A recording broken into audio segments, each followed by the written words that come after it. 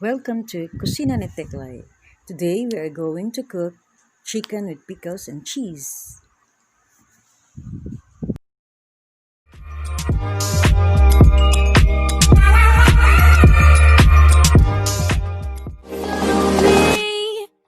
So eto na nga mga ka-text, i-share ko sa inyo ang tamang pagluluto ng chicken with pickles and cheese.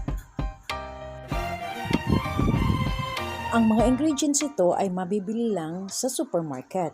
Pwede rin sa palengke. So, kailangan natin ng pickle relish. Siyempre, ang cut chicken. So, it's your choice kung anong gusto mong cut. And then, bell pepper. Pwedeng green, pwedeng red. At chopped onion and garlic. Yan, kailangan natin ng cheese. At patis.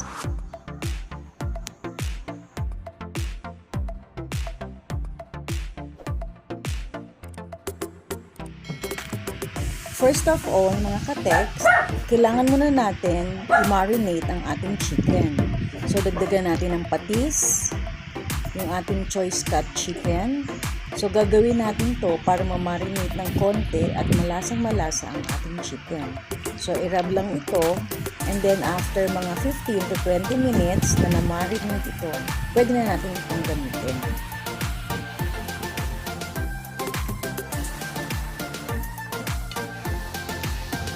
So, mga ka-text, umpisahan na natin. Siyempre, mag-init tayo ng pan. And then, lagyan natin ng konting oil, painitin, para sa ating pagigisa.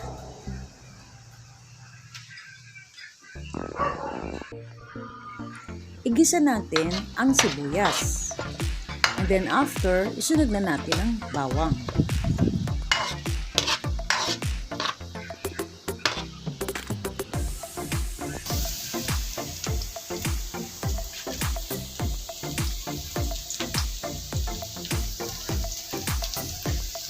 So, kapag transparent na ang ating onion at ang ating garlic, lalagyan na natin ang ating marinate ng chicken kanina. So, medyo takpan nyo, konting gisa, at pakaluan nyo ng konti. And then after that, we will add our pickle relish.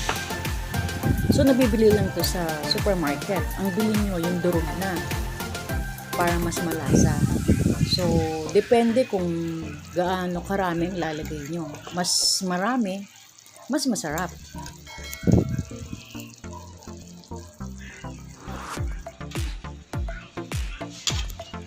Tapos, haluin nyo para mahalo yung ating pickle relish sa ating chicken.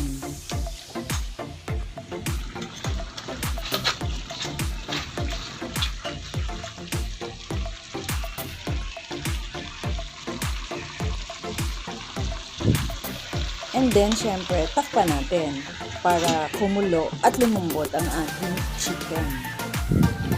So, since this is chicken, mabilis lang naman itong lumambot. Kaya mga after 10 to 15 minutes, pwede natin lagyan ng salt. Huwag masyadong marami kasi kanina, nag-marinate na tayo ng patis. So, we can also add pepper. So, depende sa inyo kung black o white pepper. And then, haluin lang natin itong mabuti.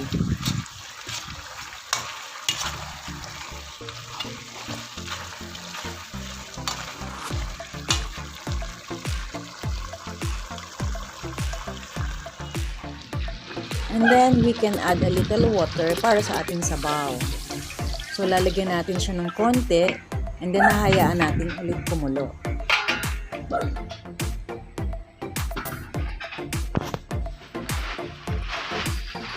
So, this is it mga ka-text. Malambot na yung ating chicken. So, pwede natin ilagay yung ating green bell pepper.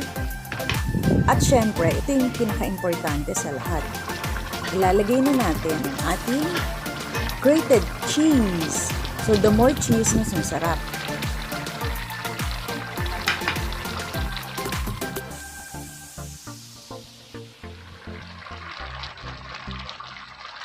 And then, haluin lang natin siyang mabuti para mas lumasa yung ating cheese. I am sure mga ka-text, magugustuhan to ng pamilya nyo. Lalo na kung ikaw ay isang tao na cheesy.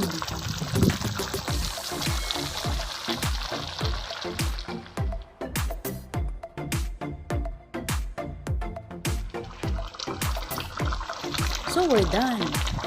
This is our so cheesy, so masarap, so creamy na chicken with pickles.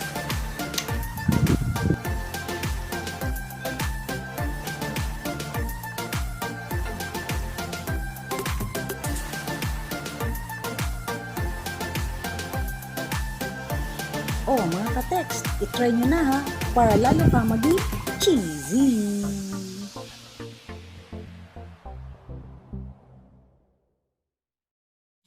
Thank you for watching these videos, mga ka-text. Please click subscribe, follow my YouTube channel, Teklay's Vlog. God bless us all, keep well, and be safe everyone. Please click notification bell. See you on my next vlog.